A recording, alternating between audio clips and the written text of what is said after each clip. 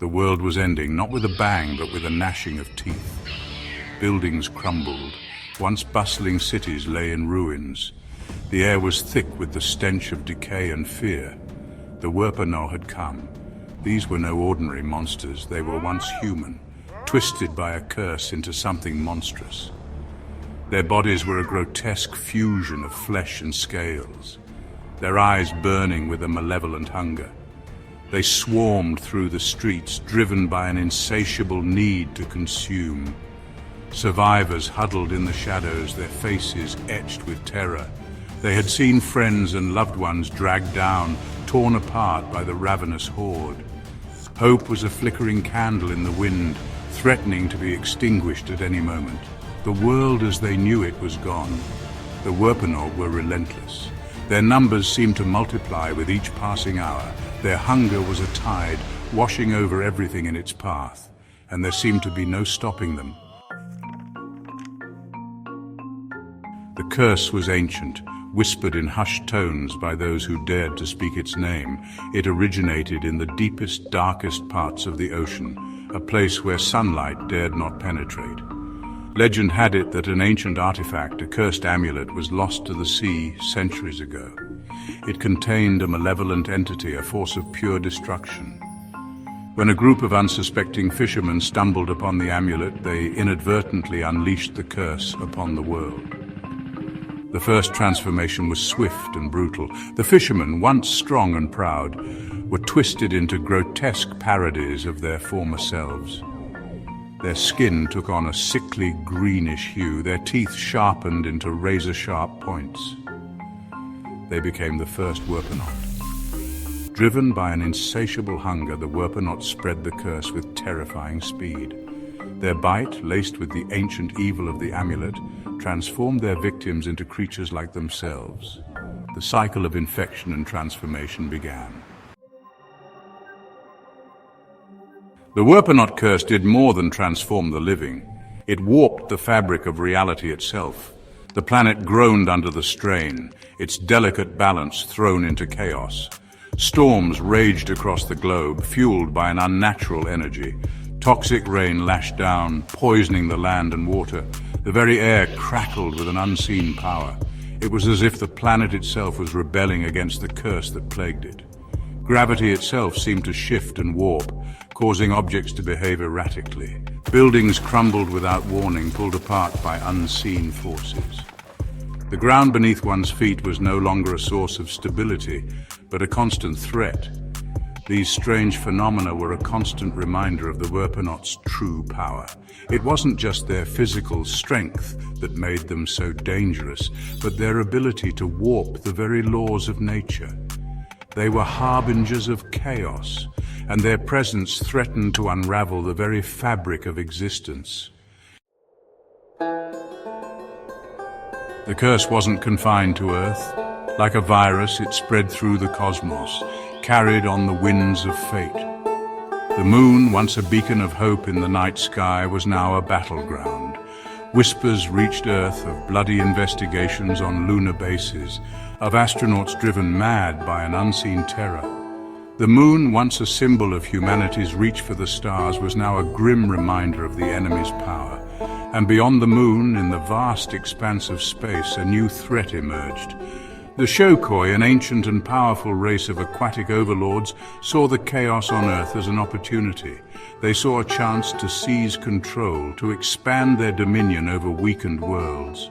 Their ships, sleek and deadly, appeared in the skies above Earth, their hulls shimmering with an otherworldly light. They came bearing weapons of unimaginable power, their intentions clear to conquer and enslave.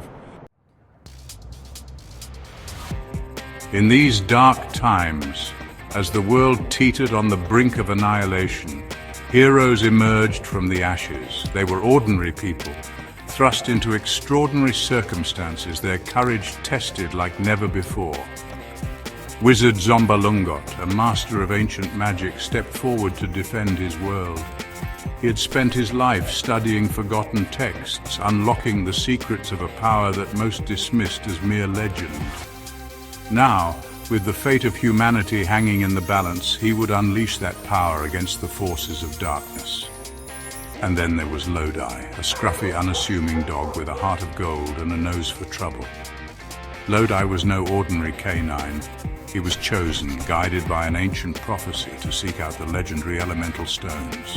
These stones, scattered across the ravaged globe, held the key to defeating the Werpanot curse and restoring balance to the world.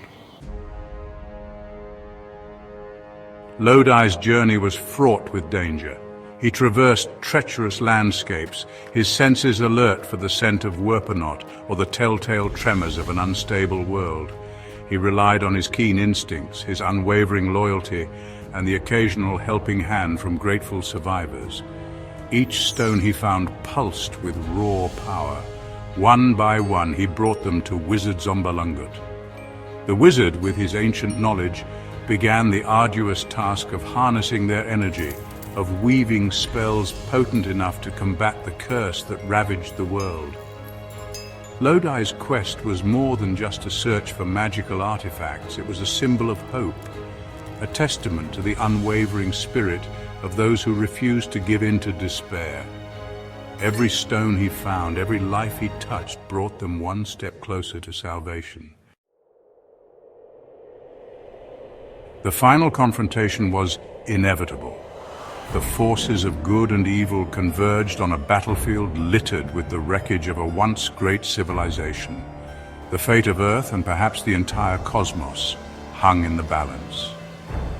Wizard Zombalungut, empowered by the elemental stones, stood as a beacon of defiance. He unleashed his magic in a dazzling display of power, bolts of lightning arcing through the air, walls of fire holding back the tide of darkness. But the enemy was relentless, their numbers seemingly endless. Lodi, small but fearless, fought with tooth and claw.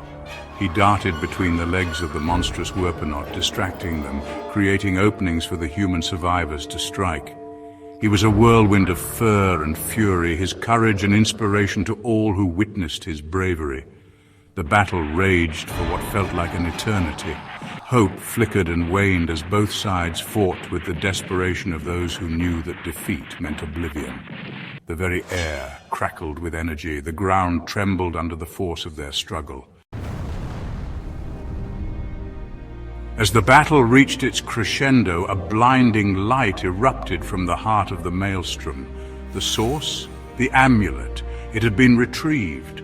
Lodi, in a feat of astonishing daring, had snatched it from the clutches of the Werpanot leader.